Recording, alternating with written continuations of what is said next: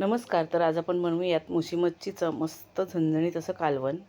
कढईमध्ये तेल घालून घ्यायचं, बारीक चिरलेला कांदा घालायचा, थोडा कढीपत्ता घालायचा, कांदा चांगला परतून घ्यायचा, चवीप्रमाणे मीठ घालायचं, 1 चमचा आलं लसूण पेस्ट घालायची.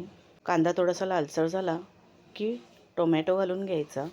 टोमॅटोसुद्धा थोडा वेळ परतायचा. त्यानंतर हळद आणि मसाले घालून घ्यायचे. मसाले चांगले तेल सुटेपर्यंत परतून घ्यायचे. आपण या मुशी मच्छीचं सुक्कं असं कालवण बनवणार आहोत आणि हे मुशी मच्छीचं कालवण चवीला अप्रतिम लागतं.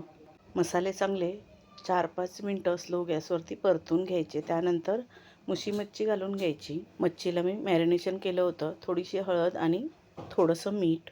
मसाल्यांमध्ये मच्छी चांगली मिक्स करून घ्यायची. त्यानंतर थोडंसं पाणी घालून त्यानंतर कोकम घालायचे आणि 2 मिनटं शिजू द्यायचं. हे आपलं मस्त झणझणीत असं मुशीचं कालवण बनून तयार आहे.